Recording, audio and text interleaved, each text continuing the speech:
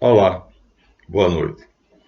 Às 21 horas do dia 22 de agosto de 2022, estamos gravando mais um vídeo para o nosso canal Guia dos Perplexos. A série é A Bíblia Começa na Suméria. Já fizemos o primeiro vídeo e este será o segundo. O motivo é claro. A maioria das pessoas não sabe que a história que a Bíblia conta, ou a maioria das histórias que a Bíblia conta, antecede aquilo que está na Bíblia em outra narrativa de 3.000 anos atrás. Ou seja, antes de Salomão, no seu reino, no ano 960 a.C., mandar escrever a Bíblia, a Suméria já tinha narrativas que vão constar dessa narrativa que Salomão manda escrever. Portanto, a Bíblia começa na Suméria, quando 3.000 anos antes da Bíblia começar a ser escrita. E isso é meio fantástico para a maioria das pessoas, né? Quer dizer, então, a verdadeira Bíblia que nós conhecemos não é esta. Esta já é uma adaptação. A verdadeira Bíblia estaria... Nós estamos com um dos livros que mostra pedaços, então são fragmentos, né? Então é o conhecimento sagrado de todas as eras. Então nós vamos ver apenas a narrativa da criação. Nós lemos no primeiro vídeo e agora nós vamos ler com mais cuidado. Para quê? Para provar a vocês exatamente que a Bíblia começa na Suméria.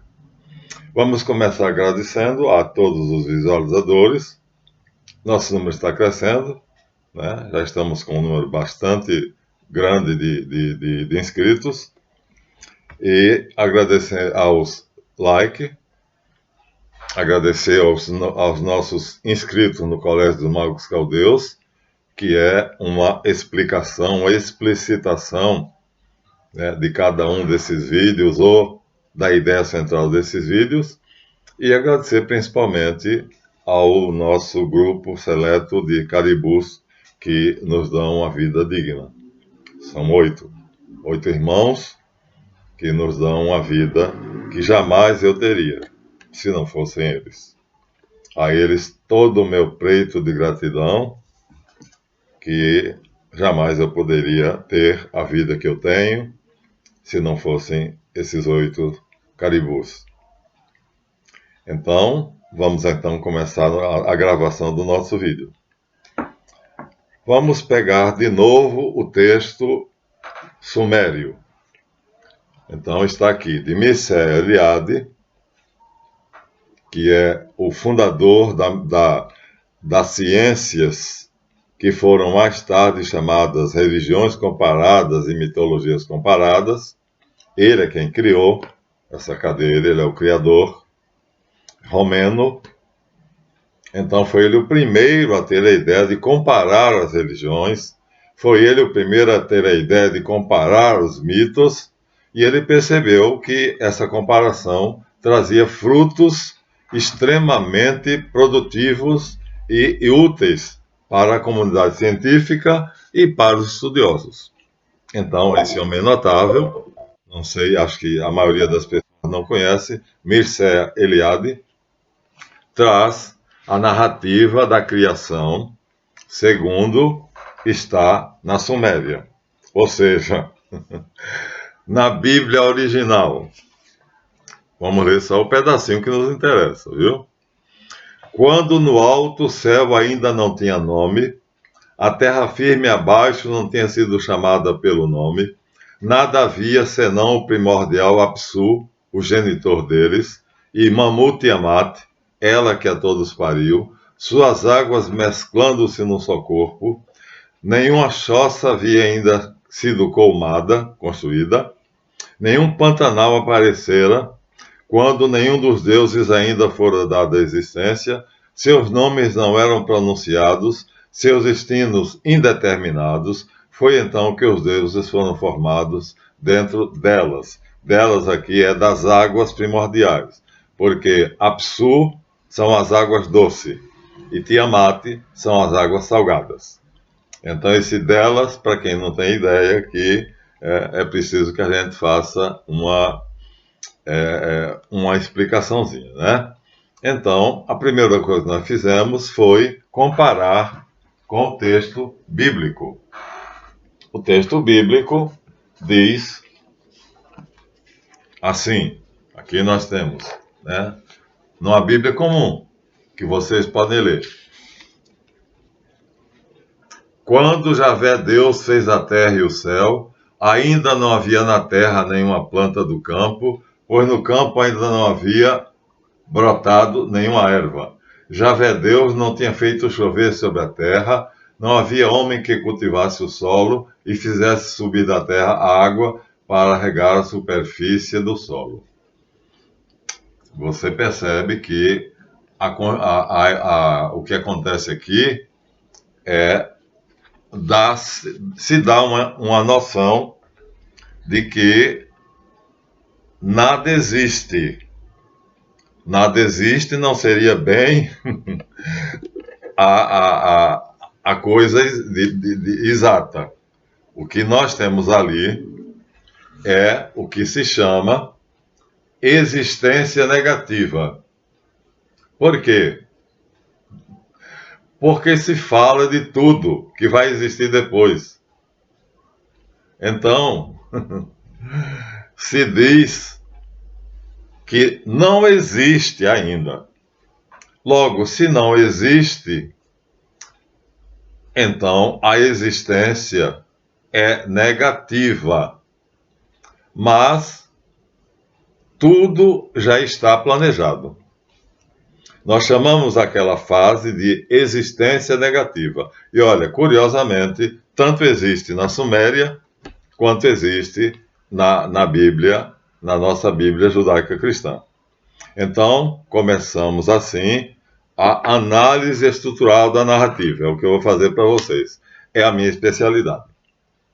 Eu sou professor de língua portuguesa, comunicação e expressão, oral e escrita, e o meu maior trunfo, quando era universitário, era análise estrutural da narrativa. E é o que nós vamos fazer aqui para vocês. Mas vou tentar não ser técnico, senão a coisa vai ficar chata. Então, o que é que acontece?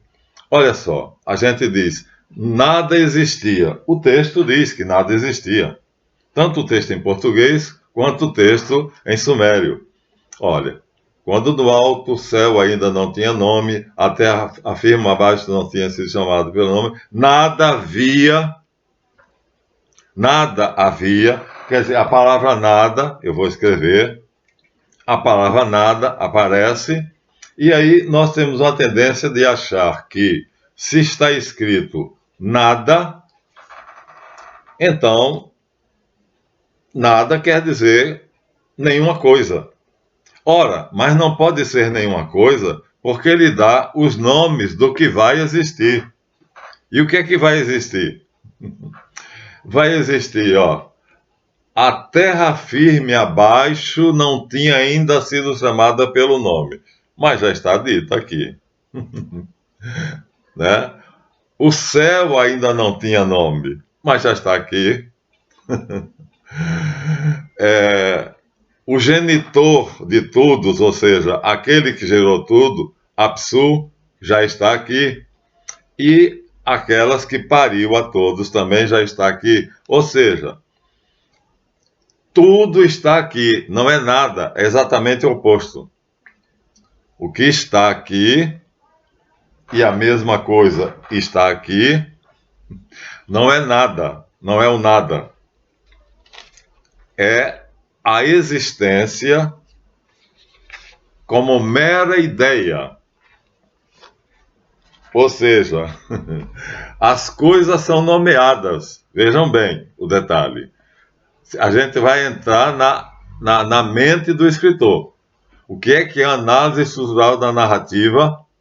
É você penetrar na mente do escritor, de quem fez o texto, e chegar até a ideia dele.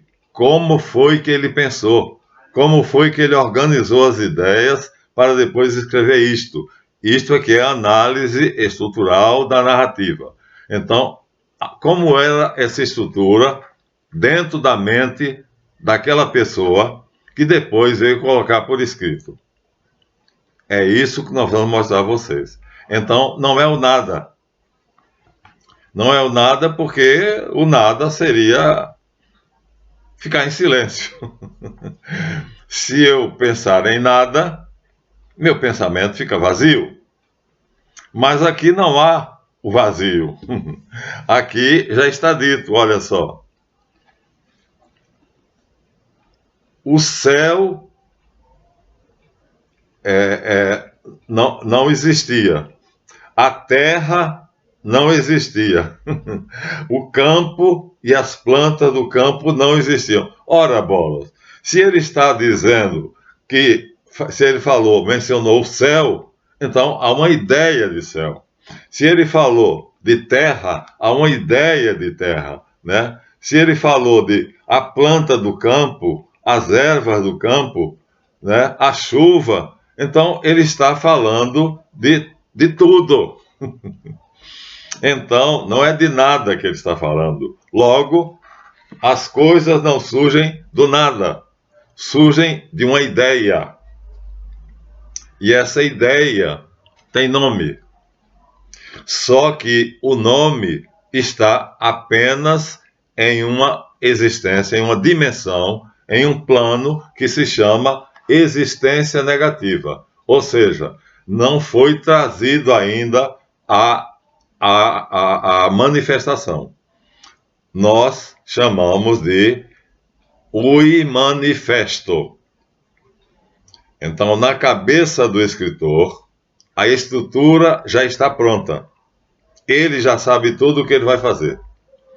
E nós vamos entrar na cabeça dele para poder encontrar exatamente como é que ele pensou no que depois ele escreveria. E vamos perceber que tudo o que depois ele escreveu já estava lá. Então, é o contrário.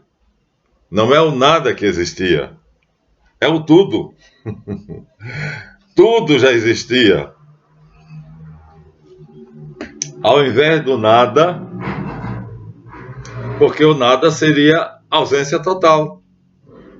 Seria espaço vazio. Não teria nome nenhum.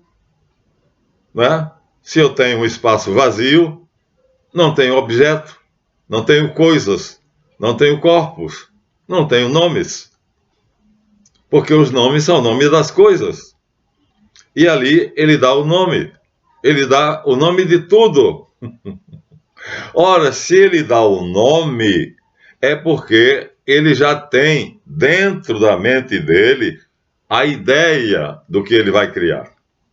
Logo, tudo já está previamente existente, mas ainda não se manifestou. Entenderam? É como se houvesse uma linha de separação. Essa linha separa a não existência da existência. Mas não é o nada. É o tudo que não se manifestou. Então vamos riscar a palavra nada. Ela é falsa. Nada surge do nada. Não é? O que é que o nada pode originar? Nada. Nada dá origem a nada. Nada mais nada, nada. Então é o contrário. É tudo. Na cabeça do escritor, tudo já está estruturado. E esse tudo é exatamente nomeado. Tem nome. E por que tem nome? Porque as coisas dentro da mente do escritor já estão em forma de ideia, como Platão vai depois dizer. A ideia precede o conceito. Ainda não há o conceito, mas já há a ideia. A ideia vai se transformar em conceito. Então, nós temos uma linha, vamos imaginar uma linha, e essa linha divide a existência negativa, que é a ideia, do conceito, que é a ideia trazida à existência. É a existência positiva. Entenderam agora? Então, não é o nada que existe, é o tudo. Só que o tudo existe como ideia. E, justamente, porque ainda é apenas uma ideia, não há a manifestação. Ou seja, nada foi trazido à existência. O tudo não foi trazido à existência. Em português fica complicado, né? Traduzir isso em palavras é complicado. Vocês vão me perdoar, mas pensar é fácil. Falar é difícil. Então, quando ele diz nada, ele está dizendo que nada foi trazido à existência, mas tudo já existia.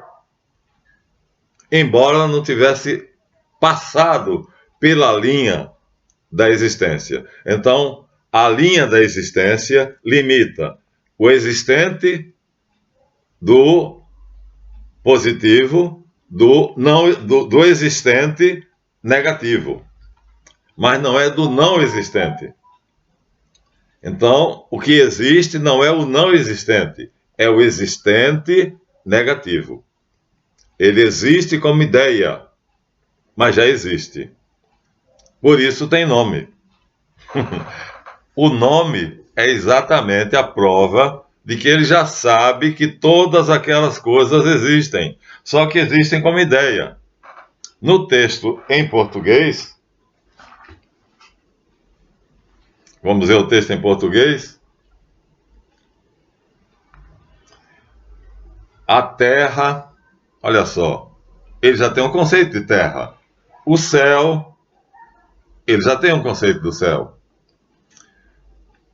Planta no campo, ele já tem um conceito de planta no campo. Depois ele repete erva. Chuva, o solo cultivável. Então, todos esses conceitos já estão na mente do escritor. Só que ainda não chegaram a ser conceitos. É preciso vocês fazerem um esforço para entender o que eu estou tentando dizer. O conceito é a manifestação da ideia. A ideia é a primeira coisa que vem na mente do pensador. O pensamento seria um vazio se não tivesse ideia. Mas quando a ideia existe, então já existe algo. E ali não é somente algo, já é tudo. Já existe a terra, já existe o céu, já existe a erva, já existe a chuva, já existe o solo que vai ser cultivado. Mas existe de que maneira? Apenas como ideia. Não se manifestou. A ideia não se tornou conceito. Ela é apenas uma ideia. Ou seja, é uma imagem, rascunho do que depois se tornará o desenho completo. Eu, como desenhista, por exemplo, sou professor de educação artística, então o rascunho é aquilo que você faz antes de você fazer a figura completa. É o borrão. Então, já existe o rascunho. Portanto, a ideia é o rascunho. E esse rascunho vai ser traçado, vai ser delineado, vai ser, vamos dizer assim, como é que eu posso dizer? Firmado e afirmado. E quando ele se afirma, ele passa da linha da existência negativa para a existência positiva. Ele passa da ideia para o conceito. É isso que está se passando dentro da cabeça do escritor. Nós estamos entrando, minha gente, na cabeça do escritor. Nós estamos vendo como é que ele concebeu isso antes de escrever. Nós estamos indo no pensamento dele antes dele ter colocado isso por escrito. Mas acontece que antes dele ter escrito, ele pensou. E em que é que ele pensou? Em nada? Ele pensou em tudo. Ele já estava pensando em tudo. No céu, na terra, na chuva, no solo, na erva, na semente, nas árvores. Ele já estava pensando em tudo. Portanto, não é o nada que existe, é o tudo. Nós é que usamos a palavra nada para dizer que é a existência negativa, ou seja, a ideia ainda não se manifestou, não ultrapassou a linha de ideia para conceito. Porque tem que ser ideia para depois se tornar conceito, para depois se tornar raciocínio. É assim que acontece na nossa mente. É assim que os inventores, é assim que os artistas fazem. Um arquiteto, primeiro, ele vai colocar num papel de cartolina a planta da casa, a planta, vai desenhar a planta. Só muito depois é que a casa vai ser erguida com tijolos, com paredes, com tudo. É esse o processo. A isso se chama análise estrutural da narrativa. É a mesma coisa que você virar um pano pelo avesso. Eu não trouxe aqui nenhum pano. Trouxe, está longe. Vou ver se eu consigo pegar. Pronto, eu peguei o pano. Está aqui o pano. Aqui eu tenho um pano na minha mão. Vocês não estão vendo o pano. Eu vou mostrar ele pelo avesso. Ó. Aqui está o avesso do pano. Então, o que acontece? Se eu virar ele, eu vou mostrar ele, o direito. Então, aqui está ele existente. Aqui está o pano com as flores, com as folhas. Aqui ele está na existência positiva. Aqui ele está pelo avesso. O avesso do bordado. Aqui o bordado aparece, ó. A artesã que fez essa toalhinha, né? Ela começou pelo avesso. O risco, ela riscou. Antes de bordar, ela riscou. Então, o risco do bordado é chamado rascunho em desenho. Então, o que está ali, tanto na Suméria, quanto na Bíblia hebraica, é o avesso, ou apenas a ideia. Mas não é nada, é tudo. Entenderam? Só que tudo existe como ideia, idealizado. O céu idealizado, a terra idealizada, ainda não foi conceituada. As plantas idealizadas. O solo que vai ser lavrado, tudo está ali em forma idealizada. Nós chamamos a isso de existência negativa. Por quê? Porque já existe como ideia. E negativa por quê? Porque essa ideia ainda não se manifestou. Ela não se tornou conceito. Ela não se concretizou. Ela está apenas no estado embrionário. Ela está no rascunho. É assim que nós pensamos e é assim que o escritor do texto pensou. A isso se chama análise estrutural da narrativa. E o curioso, então, exatamente é isso. O que nós vamos mostrar aqui é isso. Vocês vejam que na cabeça do escritor sumério, agora eu vou ler o texto todo, acontece o mesmo que na cabeça do escritor bíblico. Olha só. Primeiro de que tudo, quando no alto...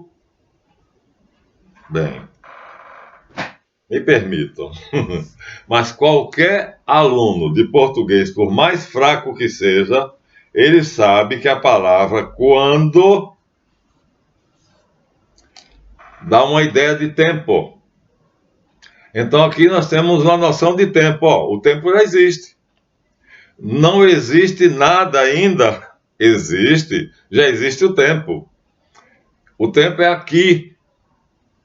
Desculpa, o tempo é agora. E quando no alto, aqui, no alto, no alto. Então é aqui e agora. Já existe espaço e tempo. Só que como ideia.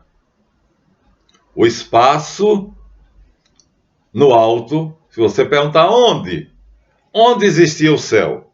Onde existia a terra? Onde é que existia a erva? Já existia. No alto quer dizer, na substância, numa dimensão muito, muito, muito elevada, abstrata, que nós chamamos de nada, mas que não é nada. É apenas a idealização. É a ideia. É o que precede o conceito. É o avesso do bordado. Aqui estamos com ele. Então, o texto começa pelo avesso, ou pelo risco, pelo rascunho. E o rascunho é igual. Por isso que nós dissemos, começa lá, ó, rascunho é o mesmo. Se eu pegar o texto em português, na Bíblia em português, a mesma coisa. Quando, quando. E a palavra que começa aqui, qual é? Vamos comparar? Quando. Vamos ler as duas palavras primeiras do texto sumeriano. Quando no alto o céu ainda não tinha nome. Quando no alto. Onde? No alto. Quando? Ele não define quando, porque ainda está tudo indefinido. Nada veio à existência ainda. A existência é negativa. Então, é o agora. Aqui. Já existe tempo. O quando. Já existe espaço. No alto. O onde. A mesma coisa, olha. Quando Javé Deus fez a terra, o céu e a terra, ainda... Então a palavra quando existe em ambos os textos. Quando Javé Deus, a palavra quando está em ambos os textos. Tanto está no texto sumério, vou repetir, ó. Quando no alto, apareceu quando. Quando é o tempo. Agora, na Bíblia em português, que no hebraico vai ser outra palavra, mas é igual, a palavra é a mesma, quando. Ali, no texto sumério, está no alto, quer dizer, numa dimensão, num plano que ainda não é possível você ter o objeto. Você tem apenas a ideia. O objeto não existe. Ele está apenas idealizado. No texto em português, é ainda. Ora, a noção de ainda é o tempo. É o mesmo no alto.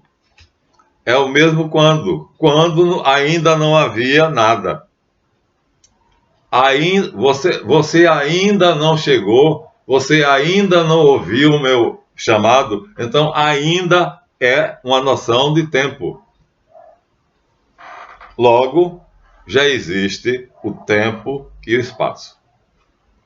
portanto, já se começa com a existência do tempo e do espaço, em ambos os escritores. Por isso nós dizemos, dentro da cabeça do escritor sumério, a estrutura da narrativa é exatamente a mesma do escritor hebreu. A maneira como ele imagina é igual, só que está apenas na imaginação. Está como uma imagem. Ele já tem a imagem do céu, já tem a imagem da terra, já tem a imagem de árvores. Então, tudo já está, mas apenas na imaginação. É necessário que essas imagens tomem forma, deixem de ser apenas imagens, ideias, e elas tomem forma. É como eu disse, o arquiteto, antes dele fazer a casa, ele faz a planta no papel. Ele pega uma prancha, não sei se você já viu um arquiteto fazer alguma coisa, ele pega uma prancha de cartolina, bota em cima de uma mesa e desenha. Ali está a planta baixa, ou seja, o rascunho. Ali está a ideia. Tudo começa com a ideia. E, curiosamente, é a mesma coisa. Aqui nós temos a ideia, aqui nós temos a ideia. Mas a ideia, tanto na mente do escritor sumério, quanto na mente do escritor hebreu, é a mesma. Existe o tempo quando existe o espaço no alto ou no céu, num plano muito elevado, né? E existe o tudo, todas as coisas, só que elas não estão ainda como objetos. Elas não são concretas, elas não se concretizaram ainda. Ainda estão na linha do lado de lá da existência, na existência negativa, ou do imanifesto. Essa é a palavra que a gente usa. Não houve a manifestação. A ideia é a coisa, mas não manifesta.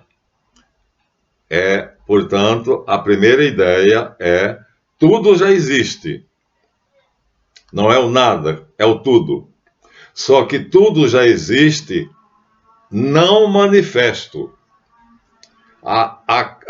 O processo vai exigir que o que era imanifesto, ou seja, o que existia na linha do lado negativo da ideia, portanto, transpõe essa linha e se torna positivo, conceito. É conceituada. Tem-se agora a noção de forma. Descreve-se com precisão o que é. Então, a ideia se torna conceito. Então, o que nós temos é idêntico, tanto na cabeça do escritor sumeriano, quanto na cabeça do escritor hebreu. Agora, o curioso é, não somente o processo é idêntico, ideia, conceito, raciocínio, informação, formação. O processo é esse, são 3 etapas. A ideia se torna conceito, o conceito se torna raciocínio. Ou a informação se torna informação, olha, o I aqui é informação. Esse I é substituído pelo informação. E a informação vai tomar forma e vai se tornar um objeto, uma forma. Não importa o que seja, vai se formar. Então, são 3 passos, são 3 etapas.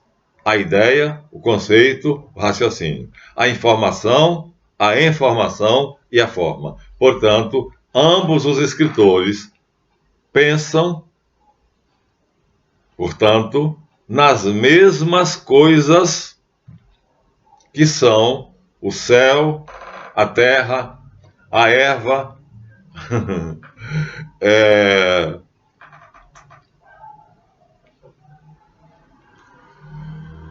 a choça, no nosso caso ali no hebreu, não tem habitação nenhuma. Aqui tem habitação.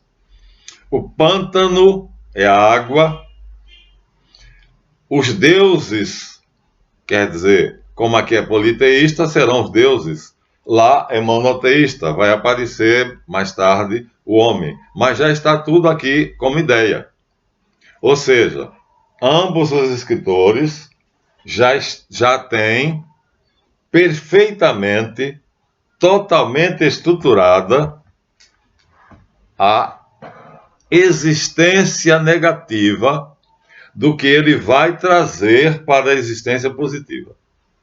Está do lado de lá, no lado da ideia, do imanifesto. Não houve ainda a manifestação. Ele vai trazer para o lado de cada linha. Há uma linha separando. Essa linha separa o imanifesto do manifesto, a ideia do conceito, a informação da forma.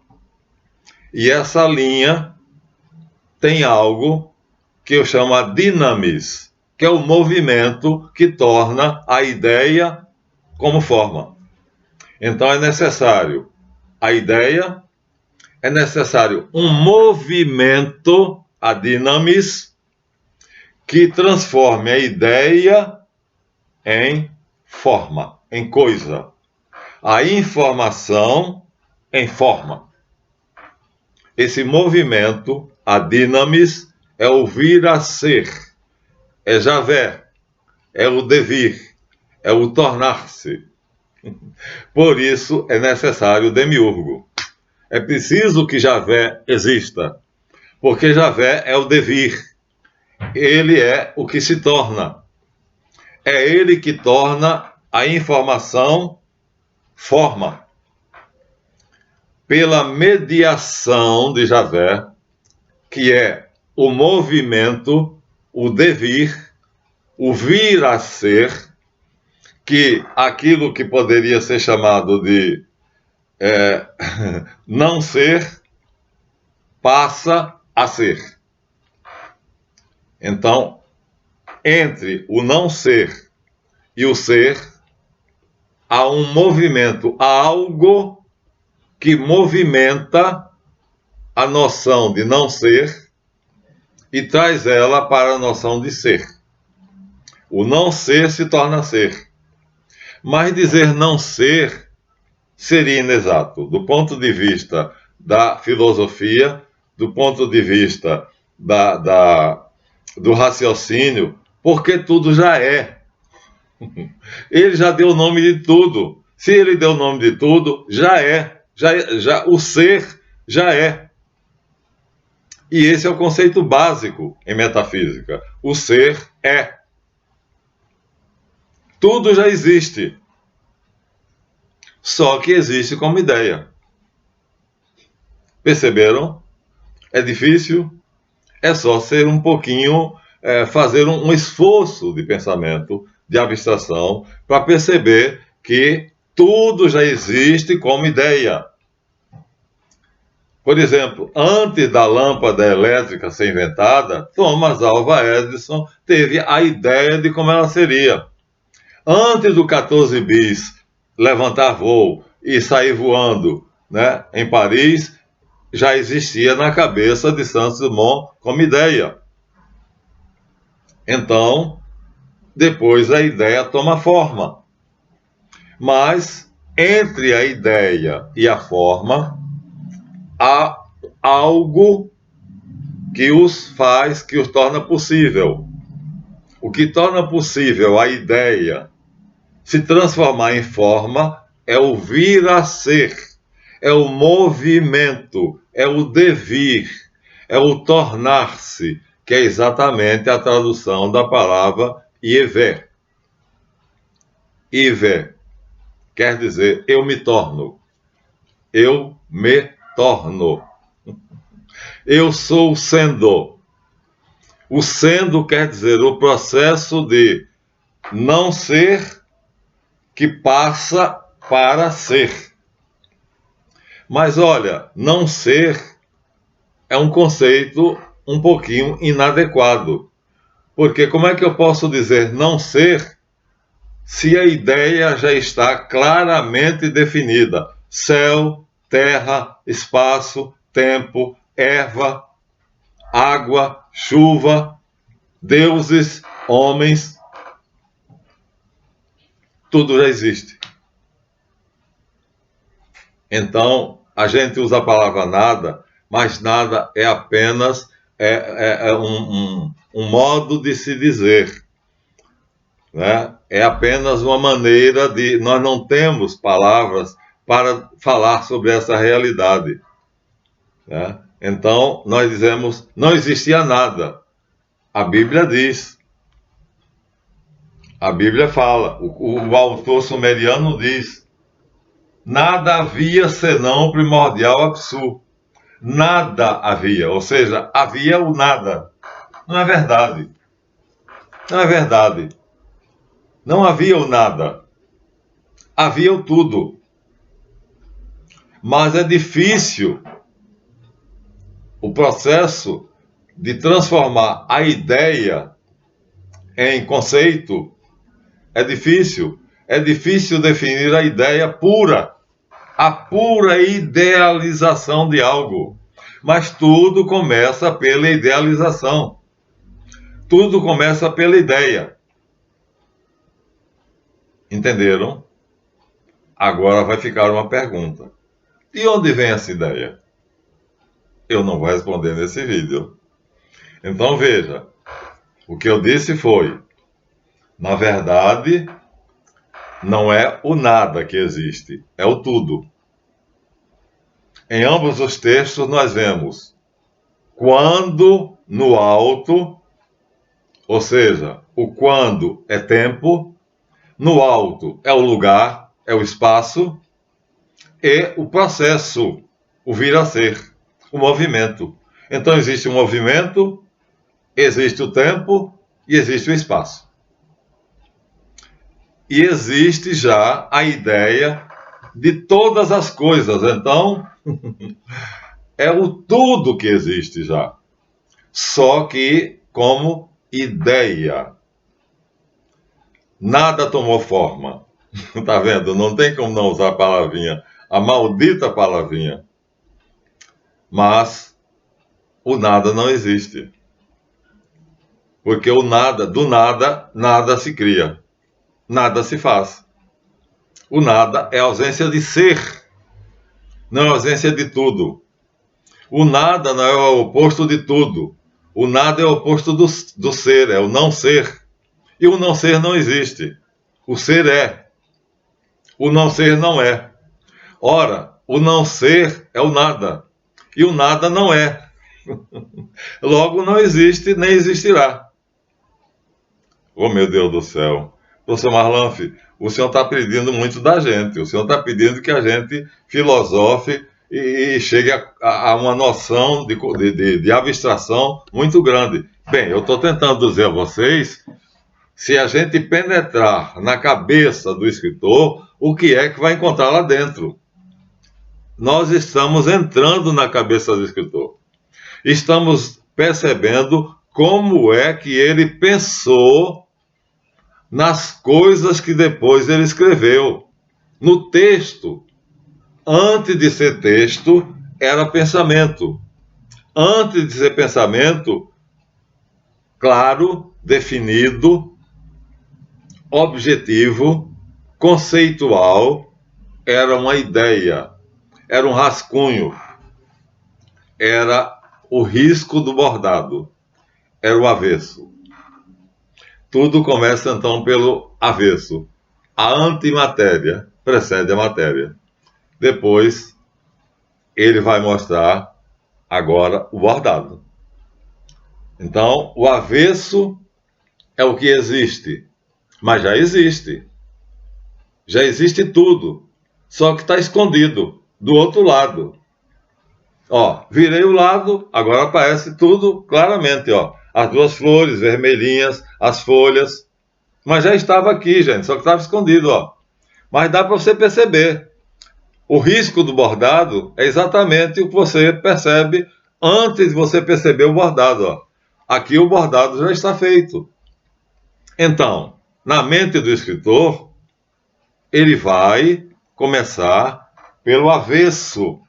Ele vai começar pelo risco do bordado, para depois ele bordar e aparecer com clareza a figura, a forma, o objeto. É assim que se analisa um texto. Aí está o segredo da chamada análise estrutural da narrativa. É o que eu estou tentando passar para vocês num vídeo talvez chato, porque é extremamente abstrato e porque é extremamente técnico. Mas é assim que nós pensamos. Primeiro nós temos uma ideia. Essa ideia depois transpõe uma linha e se torna conceito. O conceito transpõe uma linha e se torna raciocínio. E o raciocínio pode ser verbalizado ou pode ser escrito. Aí já se materializou. No caso da criação, não é apenas escrita. As coisas passam a ter existência real. A diferença é essa. Mas, para nós, não passa de texto. E esse texto, que está aqui em sumério, é exatamente o mesmo texto que está aqui em português, mas se eu abrir a Torá em hebraico, vai estar aqui em hebraico. Vai estar escrito em hebraico. Mas esse escrito em hebraico, antes de estar escrito aqui, é pensado. Agora ele já virou letra, já virou símbolos escritos. Mas antes dele ser símbolos escritos, ele era um pensamento. Tudo começa no pensamento. E o pensamento existe. O pensamento é o ser pensante. Tudo começa a partir do pensamento pensante. E começa como uma ideia.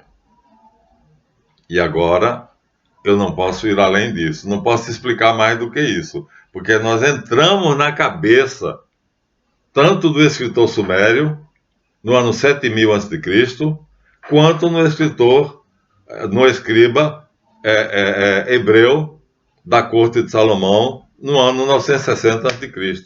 O processo é o mesmo, os nomes são os mesmos, as realidades serão as mesmas, a origem do mundo, a origem do universo, a criação. Exatamente igual. Só que o escritor hebreu, ele já tem o texto sumério 3.000 anos antes. E ele vai se basear no texto sumério. Porque Abraão saiu de Ur dos Caldeus. E a Caldeia era uma parte da Suméria. Portanto, Abraão conhecia o texto sumério. Portanto, o que Abraão vai levar para Canaã são textos que vieram antes dele de uma civilização chamada Suméria. Então a Bíblia começa na Suméria. Mas ficou uma pergunta que eu não vou responder. Vamos completar 50 minutos e... Então, essa ideia, professor Marlanf, que o senhor chama de existência negativa e que é um tudo, porque já tem espaço, tempo e movimento, Deixa eu colocar aqui, é devir. O devir é o movimento, é o vir a ser. Então já existe o espaço, o tempo e o devir. O vir a ser, o movimento. Pronto. Aqui estão os ingredientes que estão na mente do pensador, que vai depois transformar o seu pensamento em escrita. E assim ele vai dizer a gente como foi que Deus criou. Antes de Deus criar, ele criou no pensamento dele. Então, na verdade, né, o escritor é quem é o criador. Ele é que é o verdadeiro criador. Ele cria o texto.